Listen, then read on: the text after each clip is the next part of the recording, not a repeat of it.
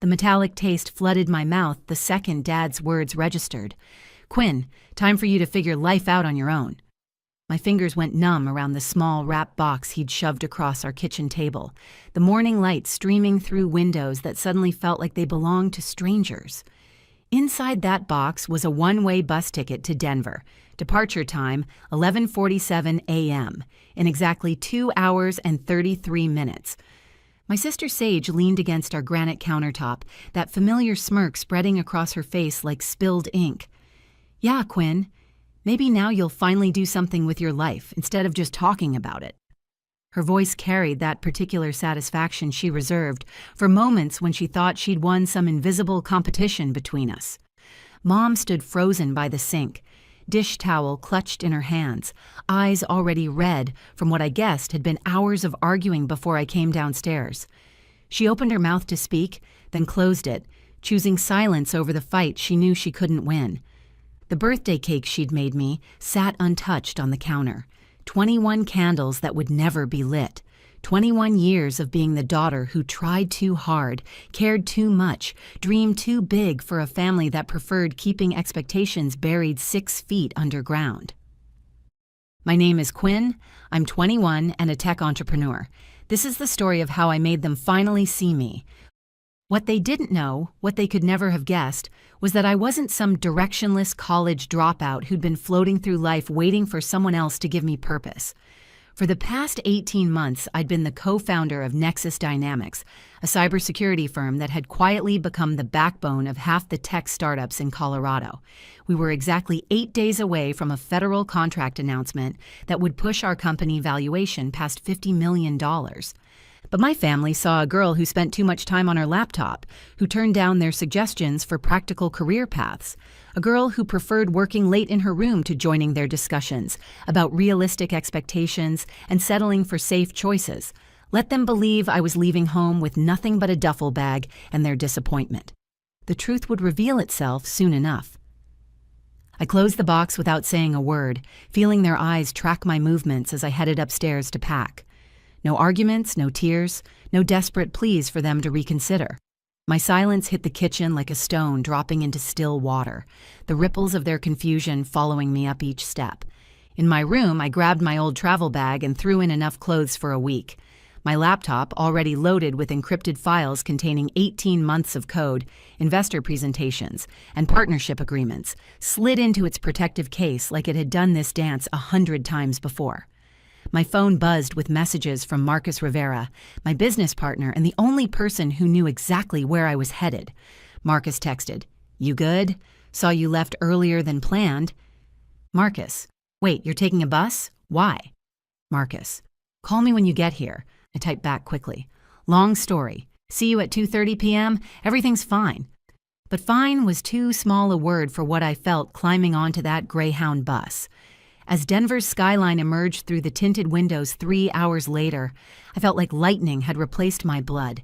Every doubt my family had planted, every suggestion that I needed to be realistic about my future, every dismissive comment about my computer projects was fuel now, burning clean and hot in my chest. When the bus pulled into Denver's downtown terminal, Marcus stood waiting beside his black Tesla, sunglasses reflecting the afternoon sun. That easy confidence he carried made other travelers glance twice. At 24, he had the kind of sharp focus that turned ideas into reality, and the business instincts that had attracted our first round of investors before we even had a finished product. We'd met 2 years ago at a cybersecurity conference, where I'd been the youngest presenter. His venture capital firm had been scouting for emerging talent, and my encryption algorithms had caught their attention. He took one look at my face and knew. What happened? "Birthday present," I said, hefting my bag into his back seat. "Dad decided I needed to figure out life on my own." His eyebrows shot up. "They actually kicked you out?" "With a bus ticket and their best wishes for my character development." Marcus let out a low whistle as we pulled into Denver traffic. "They have no idea, do they?" "None whatsoever." He grinned, shaking his head. "Quinn, your family is about to get the shock of their lives." The Meridian Tower gleamed against the Colorado sky as we pulled into the underground garage. 26 floors of glass and steel, with Nexus Dynamics occupying the entire 19th floor. Every time I walked through our office doors, I felt that same surge of pride, not because of the sleek furniture or the floor-to-ceiling windows, but because of what we'd built here. Code that protected data for companies handling everything from medical records to financial transactions. Algorithms that had caught security breaches before they happened. A system so effective that the federal government had spent 6 months evaluating it for national implementation. "The team's been asking about the timeline," Marcus said as we stepped off the elevator. "Everyone knows something big is coming." Inside our main conference room, wall-mounted screens displayed real-time data from our security systems, protecting client networks across 4 states. Our head of development, Sarah Kim, looked up from her laptop as we entered. "Quinn, how was the family visit?" "Educational," I said, dropping into my chair at the head of our conference table. "What's our status on the federal announcement?" 8 days and counting," Marcus replied, pulling up the presentation we'd spent months perfecting. Full press conference, media interviews, and the big reveal. Nexus Dynamics goes from being Denver's best-kept secret to a national security contractor. Sarah grinned. "The press release is already drafted. At 21, Quinn Mitchell becomes the youngest female founder to secure a federal cybersecurity contract. It's going to be everywhere." My chest tightened with anticipation. In 8 days, my face would be on tech news websites, business magazines, and morning shows across the country. The girl my family had dismissed as unfocused and impractical would be introduced to America as an innovator who'd built something the government trusted to protect sensitive data. "There's something else," Marcus said, sliding a folder across the table. 3 more companies reached out this week wanting to license our core security protocols. If even half of these deals close, we're looking at revenue projections that'll put us in the top tier of Denver tech firms. I opened the folder, scanning contract summaries that represented millions in potential earnings. 18 months ago, this had been theoretical code written in my childhood bedroom while my parents discussed my lack of direction downstairs. Now it was real, substantial, undeniable. That evening, after leaving the office and driving to my downtown apartment, I stood alone in my living room with the city lights spread below my windows. I was fully processing what had happened. They'd given me a bus ticket thinking they were teaching me a lesson about independence. Instead, they'd freed me from pretending to be less than I was, from hiding my success, to avoid making them uncomfortable with their own limitations. My phone rang. Mom's number flashed on the screen. "Quinn?" Her voice was smaller than usual, uncertain. "Are you safe?" "I'm safe." "Where are you staying? Do you have enough money for food? Maybe we could—" "Oh, Mom." I kept my voice gentle but firm. "I'm fine. Really. I have everything I need." A long pause. In the background, I could hear Dad asking who was calling, Sage making some comment I couldn't catch. "Your father thinks you'll probably call in a few days asking to come home," Mom whispered. "Sage keeps saying you'll realize you bit off more than you can chew."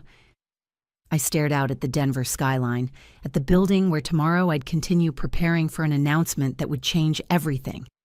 We'll see. After I hung up, I opened my laptop and pulled up the press conference timeline Marcus had sent. 7 days until the federal contract announcement. 7 days until photos of me shaking hands with government officials appeared in every major news outlet. 7 days until my family discovered that the failure they'd pushed out the door had built something they never could have imagined. But I wanted them to see it directly, not as an accident, while scrolling through news feeds. This revelation deserved to be intentional, unavoidable, personal. I picked up my phone and started typing.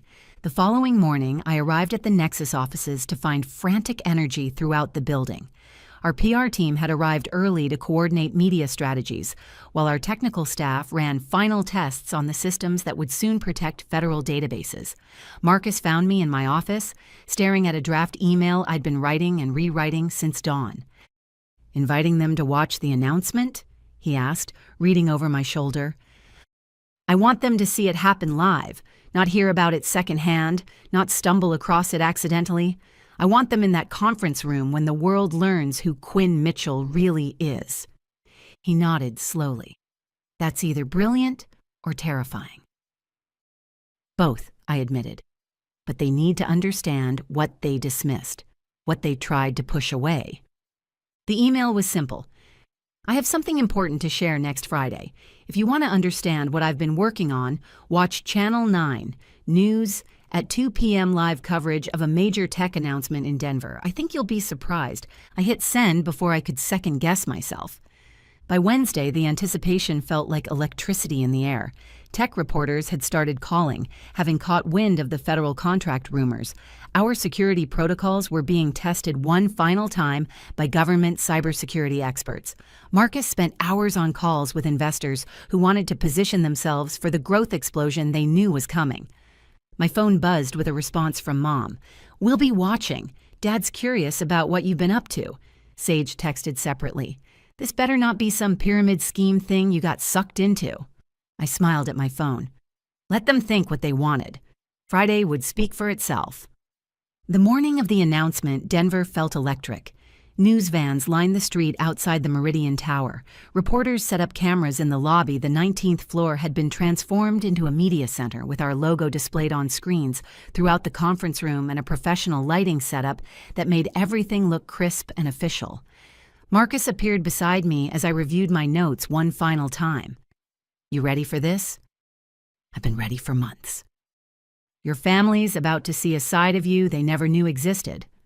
I looked out at the growing crowd of journalists, investors, and tech industry leaders filing into our conference room. Good. It's time they knew who I really am. At exactly 2 p.m., I stepped to the podium. Camera lights flashed, and I could see the red recording indicators on multiple news cameras pointed directly at me. Somewhere 90 minutes away, my family was settling in front of their television, expecting to see whatever small project they imagined I'd stumbled into. "Good afternoon," I began, my voice carrying clearly through the packed room.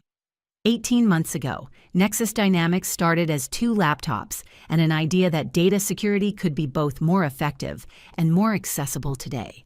We're proud to announce that the United States Department of Defense has selected our cybersecurity protocols to protect federal databases nationwide. The room erupted in applause and camera flashes. Behind me, the screen displayed our contract summary. $58 million over 3 years, with potential extensions that could double that figure. This partnership represents not just business growth, but a validation that innovative security solutions can emerge from anywhere, including a 21-year-old's determination to build something that matters. More applause. I caught Marcus's eye in the crowd, his grin so wide it looked like it might break his face. Nexus Dynamics began because I believe that age doesn't determine capability, that credentials matter less than results, and that the best innovations often come from people others have overlooked or dismissed. At that moment, 90 miles away, I knew my family was seeing my face on their television screen, hearing my words through their living room speakers, realizing that the daughter they'd sent away with a bus ticket had built something beyond their comprehension. The press conference continued with technical demonstrations, investor statements, and media interviews that would run on evening news programs across Colorado and beyond. But all I could think about was that moment of recognition in my parents' house, the silence that must have fallen when they realized who was speaking from that podium. 3 hours later, as the last reporter left our offices, my phone rang. Dad's number. I answered on the 3rd ring. "Quinn." His voice sounded hollow, uncertain in a way I'd never heard before. "We just saw the news." I waited. $58 million? The question came out like he was trying to convince himself he'd heard correctly. "That's the initial contract. There are expansion clauses that could increase it significantly." A long pause. I could hear Mom in the background asking him to put me on speaker. "Quinn," Mom's voice trembled through the phone. "Why didn't you tell us?" "Would you have believed me?" I asked quietly. The silence that followed answered everything. "Sage wants to talk to you," Mom whispered. My sister's voice came through tight, different than I'd ever heard it. "Quinn, I had no idea. When we saw you on TV, I couldn't believe it was really you." It's me, I said simply. It's been me this whole time. Dad cleared his throat. Would you be willing to come home for dinner this weekend? We'd like to hear about everything. About the company, about what you've built. I looked out my office window at the Denver skyline, at the city where I'd found my voice, my team, my purpose, where I'd discovered that being underestimated could become the greatest advantage if you were willing to prove everyone wrong through sheer, undeniable success. After a long moment, I made my decision. I'll come home for dinner on Sunday, but I want you all to understand something first. I'm not the same person who left with that bus ticket, and I'm not looking for approval anymore. I've built the life I was meant to live. We understand, Dad said quietly. We're beginning to realize that we never really knew who you were at all. We'd like the chance to meet the real Quinn, if you'll let us. Mom's voice was soft through the speaker. We're proud of you, sweetheart. We should have said that years ago. Even Sage managed to speak, her voice smaller than I'd ever heard it. I was wrong about everything, Quinn. I'm sorry. After I hung up, Marcus knocked on my office door. How'd they take it? Better than expected. They want to make things right, and I think I'm ready to let them try. He grinned. Feels good, doesn't it? Watching people realize they completely misjudged you? It feels like closure, I said. Not the angry kind, but the kind that comes from succeeding so completely that everyone finally sees who you really are. That evening, as local news programs replayed clips from our announcement and social media buzzed with coverage of the 21-year-old defense contractor, I sat in my apartment reading congratulations messages. Messages from colleagues, investors, and former classmates who'd seen the coverage. But the message that mattered most was the one I'd written to myself 18 months earlier, saved in my drafts folder as a reminder during the hardest moments of building Nexus Dynamics. They think I'm not ready. They think I'm too young, too inexperienced, too unrealistic. Someday I'll show them what I'm actually capable of. Today had been that someday. The girl they'd dismissed with a bus ticket and their disappointment had become the woman they'd see on magazine covers. The founder whose success story would be taught in business schools, the proof that sometimes the biggest revenge is simply succeeding so completely that everyone who doubted you has no choice but to watch from the sidelines. I didn't need their approval anymore, but I was grateful they were finally ready to offer it. Sunday's dinner would be the beginning of a new relationship with my family. One built on mutual respect rather than their expectations and my need to prove myself.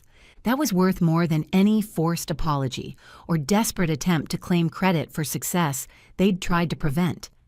I'd learned that the best revenge isn't proving people wrong. It's proving yourself right so thoroughly that their opinions transform from obstacles into irrelevant noise. Success, it turns out, is the quietest and most powerful form of vindication. And mine was just getting started. Before you go, here's a quick bonus for sticking around. If you love learning and growing like I do, you need to try audiobooks. I've got an exclusive deal with Audible. Your first month is completely free. That's access to over 500,000 titles, zero cost to you. All the details are waiting in the description. Don't miss this one.